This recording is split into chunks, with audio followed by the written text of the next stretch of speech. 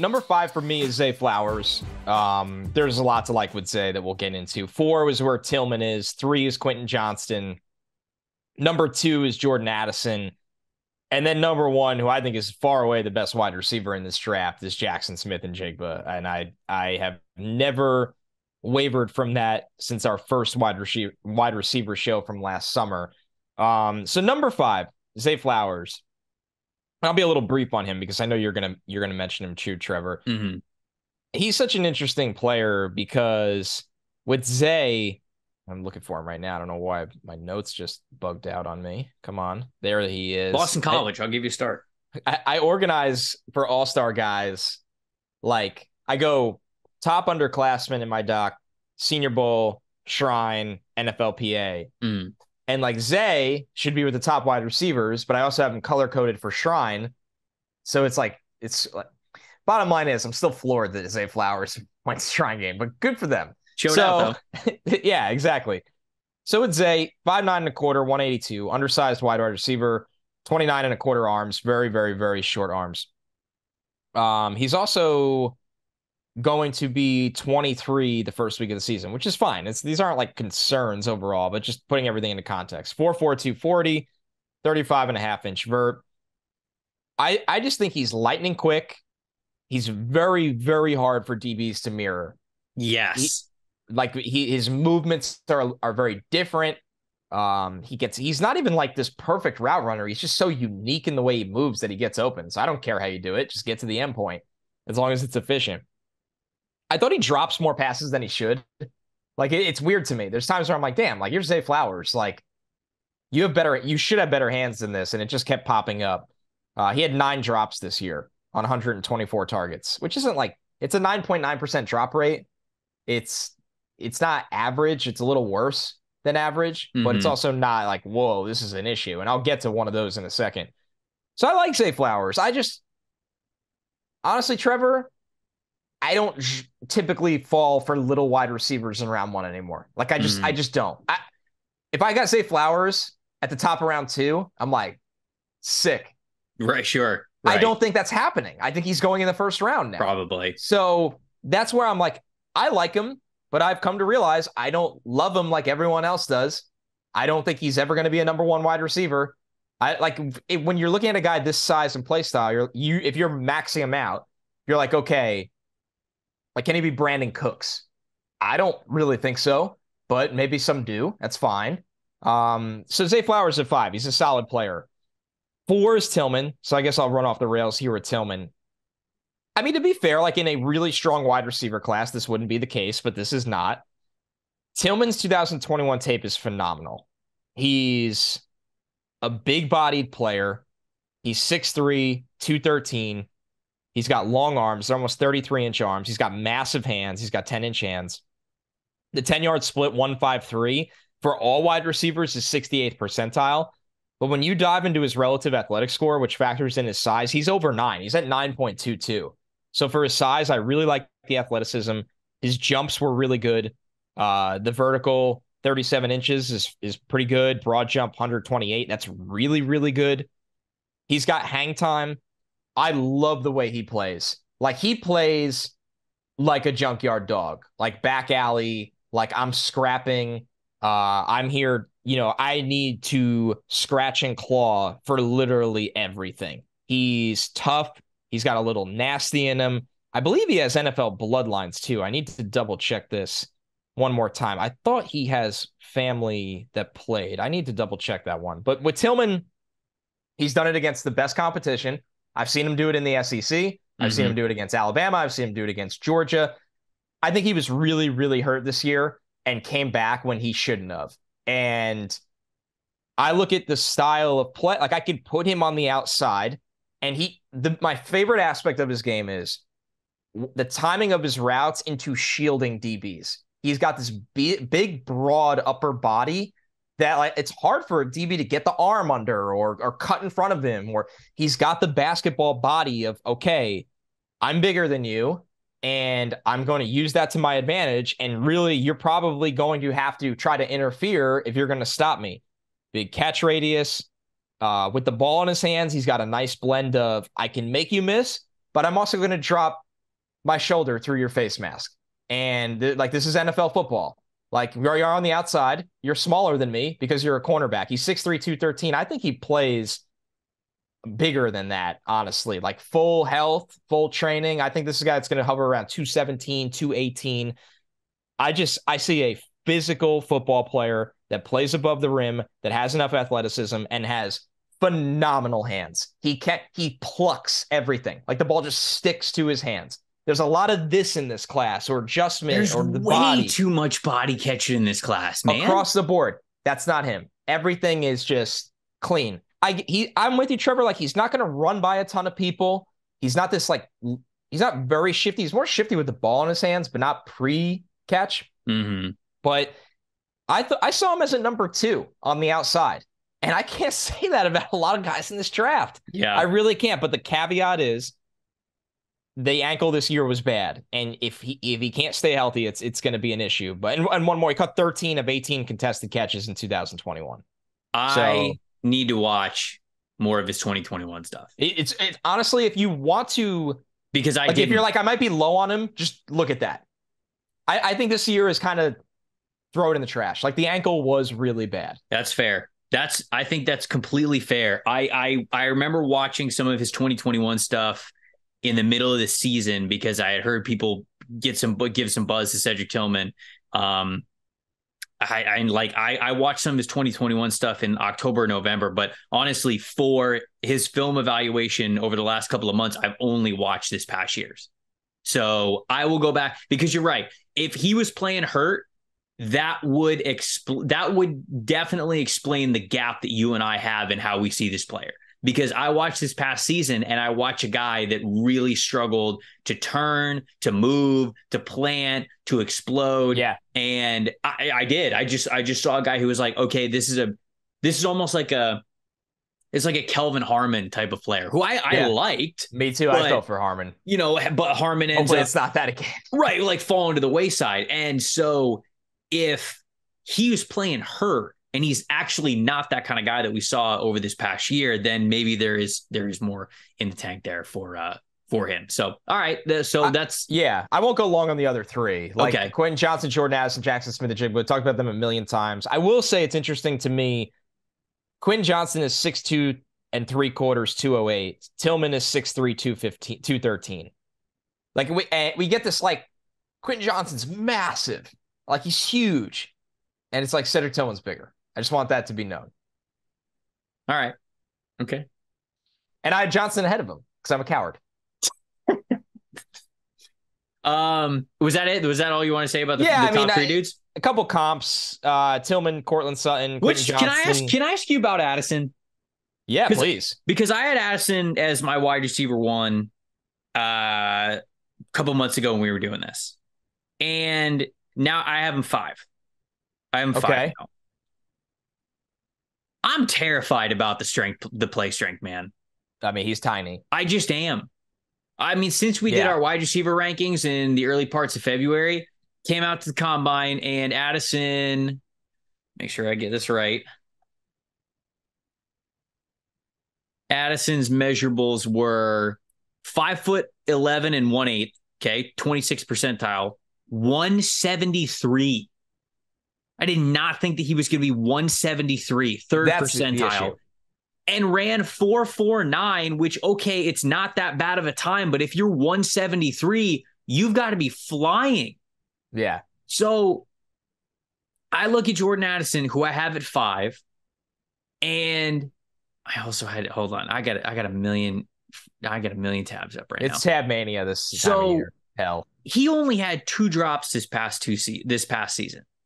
10 the year before. He had 11 the year before and 10 the year before that. His contested catch percentage this year was 20%. He only caught 2 of 10 contested catch opportunities. Last year, he caught 16 of 30, which is actually super impressive. And the year before, he was 7 of 16, which is, again, decently impressive. But, like, this is one of the best route runners in this class. I had him as my wide receiver 1 because I thought that Jordan Addison was probably going to show up somewhere between 180, 185 and was going to run like high 4.3s, 4.4 flats, something like that. He is smaller and he is slower than I thought that he was. And all of a sudden, you take that into account. You look at it and you go, wow, okay, you are a phenomenal route runner. This guy can separate really, really well. But Addison is basically putting himself in the same conversation that like Tank Dell is, that Jaden Reed is, that Parker, well, not Parker Washington because he's completely a receiver, but like Tyler Scott, right? Like I can't put Jordan Addison that much higher than these dudes because they're all going to fail at play strength, I think.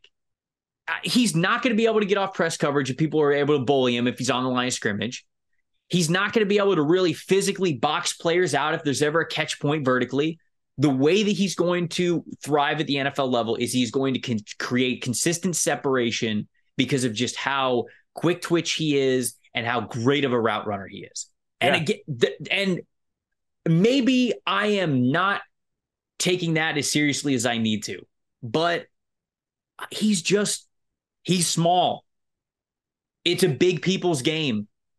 And when I looked at the other wide receivers that I have ahead of him, that's a lot of what I looked at. I've got Josh Downs at 4. And the reason why I have Josh Downs at 4 is because not only is he a great route runner, not only is he super shifty, his body type is a thick one. He's built well for a slot wide receiver. And this dude's a good contested catch player, right? If Jordan Addison's not going to have the strength, the size, or the length to play on the outside, guess what he's going to play, Connor? He's going to play in the slot. And if you're going to play in the slot, a lot of times you're going to have to deal with contested catches. You're either going to have safety corners or you're going in traffic or things like that. Now, it's not all the time, but if that's the case, if I'm putting Josh Downs and Jordan Addison in the same situation, give me Downs. He's a better contested catch wide receiver. He's a better catchable pass wide receiver. He just doesn't drop things. He's where he needs to be. That's the better slot receiver, in my opinion. So if these guys are destined for the same position at the NFL level, give me the guy who's stronger. Give me the guy who's going to be more reliable. So I got Josh Downs at number 4. I have Zay Flowers at number 3. I've got Quinn Johnson at 2, and I've got Jack Smith-Njigba at number 1. Zay Flowers, I think, moves differently than these other wide receivers. You mentioned having small wide receiver fatigue. I think there's a ton of small wide receivers in this class, but I really do think that Zay Flowers moves differently. I feel like Zay moves like Antonio Brown did. Now, Antonio Brown obviously was a phenomenal route runner. Like he developed into a crazy good route runner. But in terms of like the movement skills and how these guys are changing direction yet accelerating at the same time, like that was always such an incredible thing about AB to me, is his ability to not only change direction, but change direction and yet continue to accelerate in crazy ways when the angles were very different. And I feel like Zay Flowers has that same kind of build, that same kind of athletic ability. If he obviously continues to become a great route runner, I really do think that he's going to be a major difference maker in the NFL. I think he's got great yards after catch ability. I think he's electric once the ball gets in his hands. And so I think that all of that is there for him. And I think he could be a good deep threat as well, because I think he's got the speed to threaten vertically. Did you know that Antonio Brown bombed the combine? Yes. I never knew this. Yes. I never knew it was like 0 percentile broad jump. Yeah. It's like 105 inches, right? That's what it is? Yep. I looked it up not too long ago. Because the combine. Because when I thought that Zay Flowers moved in similar ways to Antonio Brown, it's like, I wonder what Antonio Brown tested like. Dog shit. Like it's amazing he got into a camp. It's amazing. Connor, not only did he get into a camp, he was the best wide receiver in the NFL for 4 straight years. No question. He was the best wide receiver in the NFL. No question. Unbelievable. Mr. Big Chest.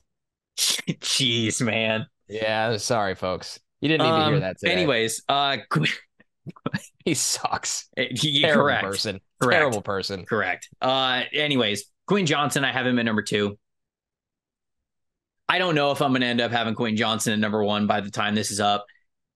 It's so hard to differentiate, in my opinion, between Quentin Johnson and Jack Smith-Njigba, because they're completely different wide receivers. Oh, it's not even like the same position. Right. They're completely different players. I said this back when we were doing the early wide receiver rankings. I think Quentin Johnston's best production days are still ahead of him. I think he's a beast after the catch. He's got great athleticism after the catch. I think he's got really good contested catch above the rim ability. He just didn't get the chance to show it off very often. I thought the quarterback play over the last couple of years really held him back from showcasing what is a really, really good athlete, and somebody who I think could play all three positions at wide receiver, both as a online scrimmage X, as a flanker, as a slot player. I think he could play all of those, man. I think he's got fantastic potential in that regard. Smith-Njigba, the reason why I ended up having him at number one is just the floor is so high. Hey, he's an NFL wide receiver.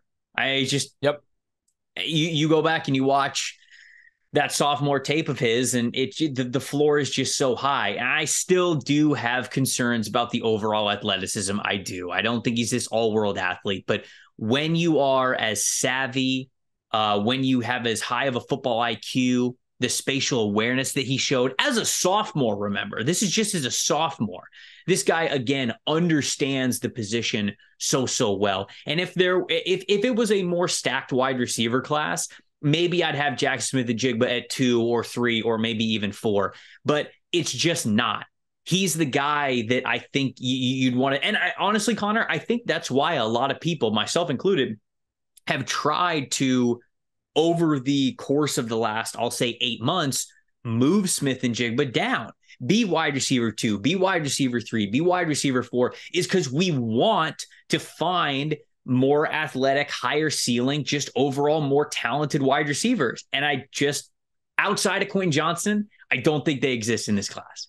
And so whether JSN ends up number 1 for me or number 2, his floor and his projection in the NFL is just way too easy amongst a group that there's a lot of what if for them to become good NFL players, I think. And that is, I think, a really good way to encapsulate this wide receiver class.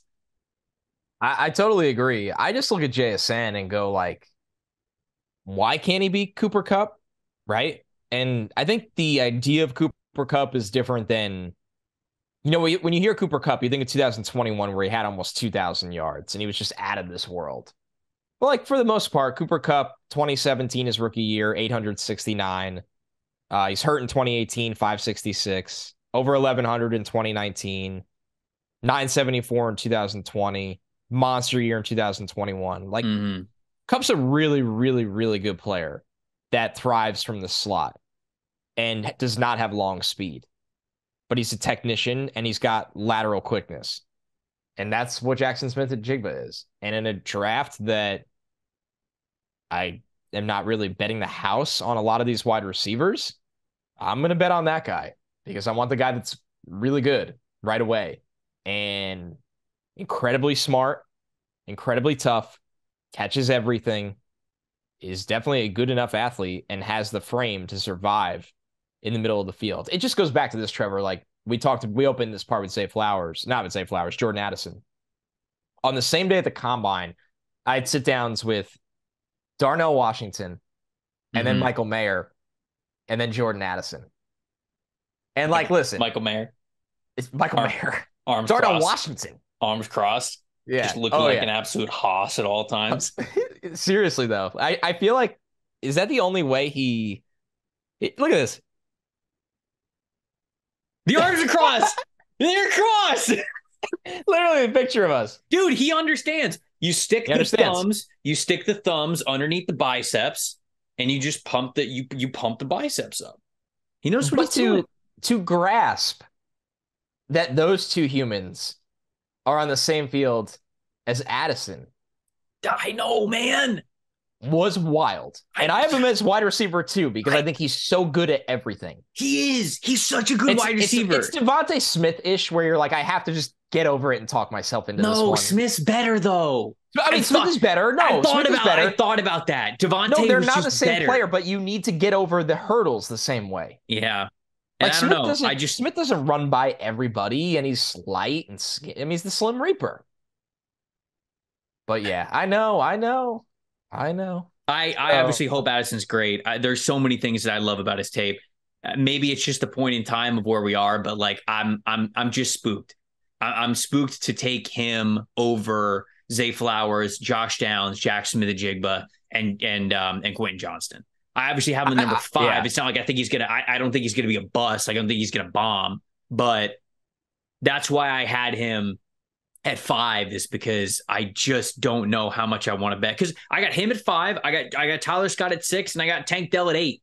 You know, all those guys, those like good small wide receivers, I have in that area of my rankings. I just couldn't get him any higher because it's a big people's game. Let's just say it's a good thing this wasn't last year's draft mixed with it. Like, full transparency, outside of JSN, no wide receiver in my top five this year would be in the conversation with the top six last year. Yeah, because the top six last year were Garrett Wilson, yeah, Jamison Williams, yeah. Drake London, Traylon Burks, Chris Olave, Jahan Dotson. So I know people really liked Christian Watson, and I did too, but I couldn't even get him in that top group. So yeah, here we go. So in order: Drake London, Garrett Wilson, Chris Olave, Jameson Williams, Jahan Dotson. Would you have Jackson Smith and Jigba in that group? Yeah, I would have Jackson Smith and Jigba above Dotson. I would. So my top three were Garrett Wilson, Jameson Williams, Traylon Burks, Drake London.